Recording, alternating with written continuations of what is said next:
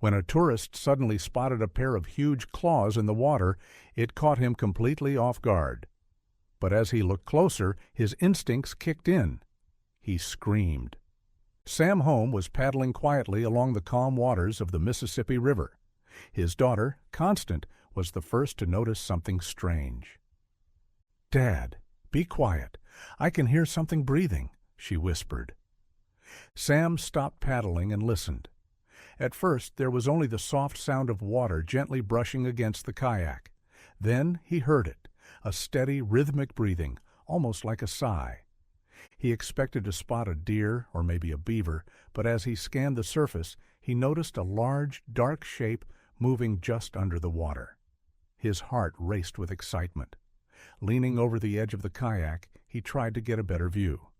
Suddenly, a nose broke the surface. Then came a massive head with rough, ancient, almost dinosaur-like features. Sam screamed. The creature swam up to the fish basket hanging from the kayak and latched onto it with its enormous extended forearms. Sam and Constant froze in shock. At the ends of those thick arms were wrinkled hands, tipped with massive claws. What in the world was this thing? Were they about to be flipped over? Sam's instincts kicked in. Fear surged through him, but so did a strong urge to protect his daughter. No matter what it was, he was ready to fight it off if he had to. But when more of the creature rose from the water, he suddenly realized what it truly was, and he let out a shaky breath of relief. It was a giant snapping turtle, far, far larger than anything they had ever seen. Sam quickly grabbed the basket and gave it a shake, which made the turtle retreat.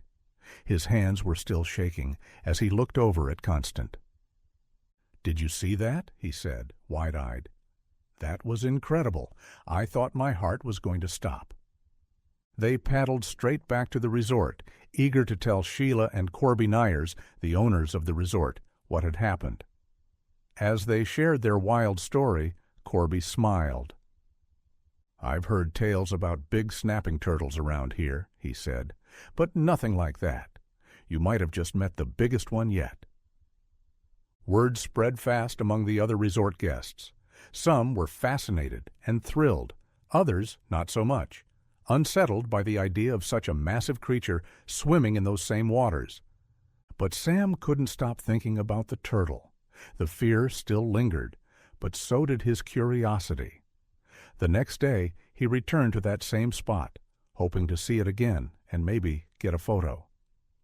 The following morning, Sam and Constant paddled back to the same spot on the Mississippi River. While they fished, Sam kept his camera close at hand, ready to snap a photo if the turtle showed up again. They had been waiting for about an hour when Constant whispered, "Dad, look, there it is." Sam turned and saw the same large, dark shape gliding just beneath the surface. His heart started pounding with excitement. He raised his camera, finger ready on the shutter. The turtle swam up to their fish basket again. Just like before, its massive claws stretched forward. But this time, Sam was ready. He snapped several pictures, capturing the creature's dinosaur-like head and enormous forearms. Once the turtle swam off, Sam immediately checked his camera. The images were incredible, crisp and clear, showing the ancient lines of the turtle's face and the sheer size of its body. He couldn't wait to share them with Sheila and Corby. Back at the resort, Sam and Constant eagerly showed the photos to the Nyers. Sheila shook her head in amazement as she scrolled through them. "This is incredible, Sam. I've never seen a snapping turtle that size before." Corby looked just as stunned. He suggested they send the photos to the Minnesota Department of Natural Resources to see what they could find out. "They might have more information about it," he said. Less than an hour later, they sent the photos in an email to the DNR. Just a few hours after that, a staff member responded. Based on the photos, they estimated the turtle was at least 15 years old, maybe even 30, and confirmed it was one of the largest snapping turtles ever reported in Minnesota. Word of the turtle spread fast. Sheila posted the pictures on the resort's Facebook page, and they were quickly flooded with comments and shares. People were amazed by the creature, and soon reporters began reaching out to learn more about both the turtle and the resort. But then something unusual happened. The turtle, who had shown up so reliably, suddenly disappeared. Sam and Constant returned to the same spot multiple times, but saw nothing. Other guests at the resort, even the Nyers, said the same thing. The turtle was gone. Worry started to grow among the staff and guests. Had something happened to it? Sam couldn't shake the feeling that something was off. He was determined to get answers, and together with Sheila and Corby, he set out to uncover what had caused the turtle to vanish so suddenly. They decided to set up several trail cameras around the area where the turtle had last been seen, hoping to catch any sign of movement. Over the next few days, they reviewed hours of footage. While they spotted plenty of animals, deer, birds, even a few curious beavers, there was no sign of the giant snapping turtle. Where had it gone? And why had it vanished so suddenly? Still determined to solve the mystery, Sam, Sheila, and Corby took things a step further. They installed more cameras along different parts of the river and increased their patrols along the shoreline, hoping to catch even the smallest clue. But weeks passed with no sightings. Meanwhile, the story continued to spread. The media coverage intensified, and rumors flew. Some believed the turtle had relocated to another part of the river.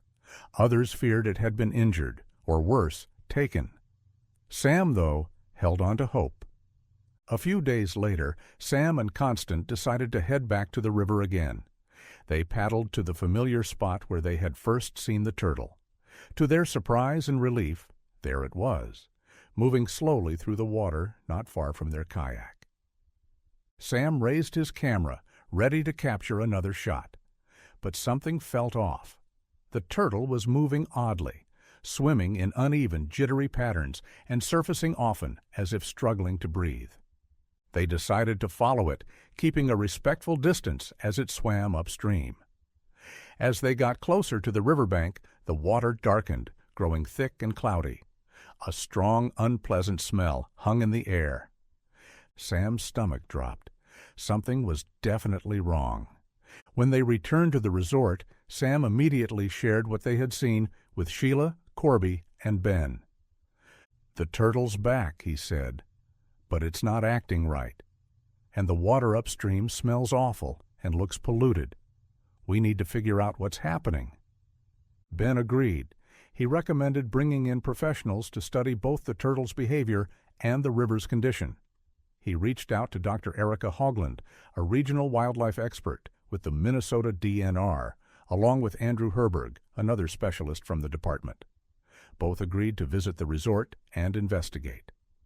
Once Dr. Hogland and Andrew arrived, they were fully briefed on the turtle's previous encounters and the new concerns. Then they joined Sam and Ben for a trip upstream to check things out for themselves. As they paddled along the river, Dr. Hogland collected water samples, while Andrew kept a close eye on the turtle's movements. "Snapping turtles are usually calm in the water," Dr. Hogland said. "But this one seems clearly agitated.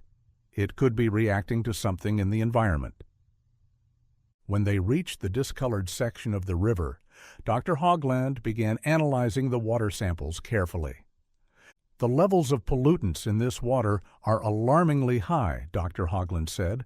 "That could explain why the turtle's acting so strangely." Andrew nodded in agreement. They needed to figure out where the pollution was coming from. Whatever it wasn't just affecting the turtle, it was likely harming other wildlife, too. Back at the resort, the team gathered to analyze the samples and map out their next steps. As they reviewed the findings, Sheila brought up the river's long-standing importance. "This area has always been a sanctuary for wildlife," she said. "It's heartbreaking to think pollution might be putting all of that in danger." Determined to get to the bottom of it, the group launched a full investigation of the river and nearby land. They set up more monitoring stations and called on local volunteers to help collect data. Over the following days, the signs became more troubling. Dead fish started turning up along the riverbanks. Birds that once filled the trees were now nowhere to be seen.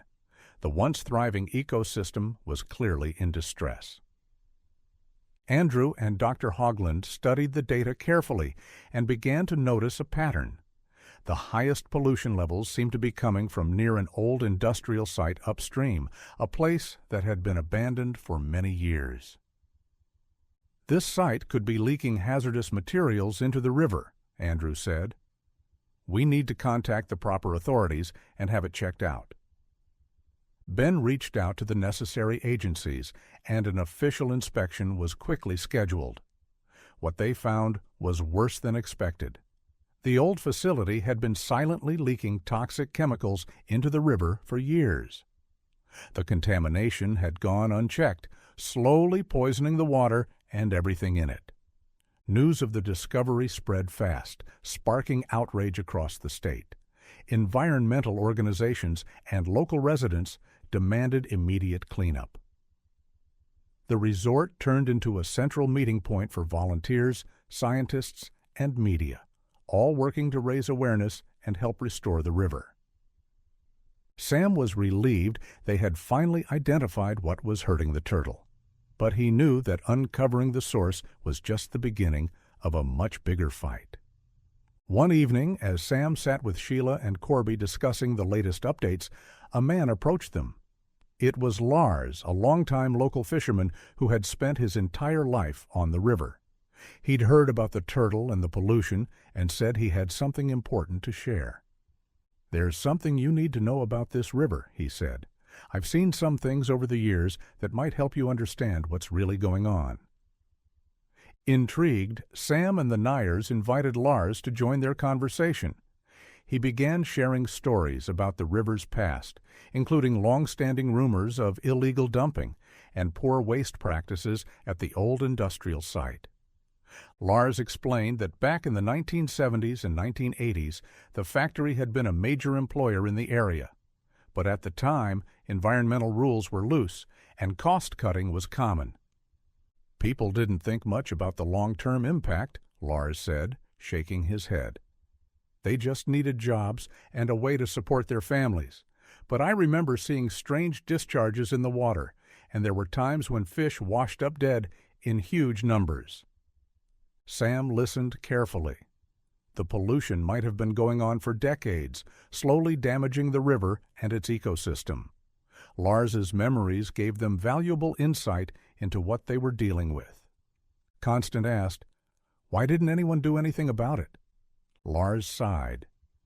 "Some folks tried, but there wasn't much awareness back then, and even less enforcement. By the time the factory shut down, the damage was done. It was just left behind." The team decided to investigate further into the factory's history, determined to find more proof of pollution and to hold the responsible parties accountable. They dug into old records, interviewed former workers, and gathered testimonies from longtime locals. What they uncovered was deeply troubling. The factory had a record of repeated environmental violations. Reports showed they were fined multiple times, but most penalties were either unpaid or ignored. Toxic chemicals from the manufacturing process had seeped into the soil and groundwater, and eventually flowed into the river. As the scale of the contamination became clear, the media attention intensified. Environmental groups and concerned residents pushed harder, demanding urgent cleanup and restoration. Facing public pressure, the local government promised funding and support to begin the cleanup. But not everyone supported the movement. Some business owners worried that new regulations might hurt the local economy or lead to job losses. This sparked a tense debate in the community, between those focused on environmental protection and those concerned about financial stability. At a heated town hall meeting, emotions ran high as residents voiced their opinions. Sam and the Nyers stood with the environmental advocates, urging the community to prioritize the river's health. Lars stepped forward, his voice steady but passionate, as he addressed the crowd. "This river has given us so much," he said. Now it's our turn to give something back. We have to do what's right." Despite the resistance, support for the restoration continued to grow. The community organized cleanup days, educational programs, and fundraisers to push the project forward. Volunteers worked hard to clear debris, test water samples, and plant vegetation along the riverbanks to prevent further erosion. As the cleanup progressed, Sam and Constant kept watch over the snapping turtle. Bit by bit, its behavior started to improve.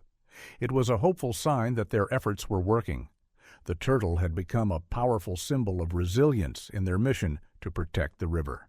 One afternoon, while Sam and Constant were kayaking near the spot where they'd first encountered the turtle, they noticed something different. The water was beginning to clear. Fish and other wildlife were starting to return. It felt like all their work was finally making a visible difference. The community's push to clean the river gained more traction, but Sam, Sheila, and Corby knew it would take even more support to create lasting change. One evening, as they gathered to review their progress, a surprise visitor arrived at the resort. His name was Henry, an older man known locally as a historian. He had heard about the efforts to restore the river and believed he could contribute something valuable. Henry had spent years studying the region's past and had deep knowledge of the river and its ecosystem. He approached Sam and the Nyers with a folder packed full of old maps, documents, and black and white photographs. "I think you might find these useful," he said, placing the folder gently on the table. As they flipped through the materials, Henry explained that he had uncovered records detailing how the river and surrounding land had been managed over the last 100 years. He pointed out a set of maps showing changes in land use, industrial development, and even shifts in the river's course. "These maps highlight the scale of past industrial activity," Henry said, "but they also show something interesting. An old forgotten tributary that once flowed into the river right where the pollution is most severe." Sam's eyes lit up. If they could bring that tributary back, it might help flush the contaminants and speed up the river's healing. Henry explained that the tributary had been diverted decades ago to make space for industrial construction, but the original path still existed. "If we can reopen it," he said, "we can restore water flow and help nature correct itself." The team was inspired by Henry's discovery. Energized and hopeful, they quickly began planning how to bring the tributary back to life. They reached out to local environmental groups, hydrologists, and engineers to assess whether the project could work and how soon they could begin. The idea of reopening the old tributary quickly gained traction, and volunteers from across the community stepped up to help. With Henry's historical insight and guidance from environmental experts, they put together a detailed plan. It involved clearing debris, removing old blockages, and redirecting the water flow back through the original tributary bed. It was a big task, but the rewards made it worth every bit of effort. While working near the tributary one morning, Sam spotted a familiar face nearby. It was Lars, the fisherman who had once shared vital information about the river's past. This time, he wasn't alone. He'd brought a group of fellow fishermen with him. "We heard what you're doing here," Lars said with a smile. "We want in. This river's important to us, too. And who knows, maybe we'll end up with a great new fishing spot." The help from the fishermen made a big difference. Their understanding of the river's currents and terrain turned out to be a huge asset to the project. With their support, progress moved even faster. As the work continued, Lars shared more stories about the river's rich past and the fragile balance it once had. He spoke with such hope for its future that his passion inspired everyone around him. Over the next few months, the transformation was amazing. Reopening the tributary improved the flow of water, helped flush out pollutants, and brought life back to the ecosystem. Fish returned, birds were spotted again, and the snapping turtle, once so distressed, continued to improve. Restoring the tributary had sparked a rebirth for the river. But one mystery still remained. Although the visible pollution had decreased, Sam and the team suspected something deeper was still affecting the water. The records hinted at one final hidden piece of the puzzle.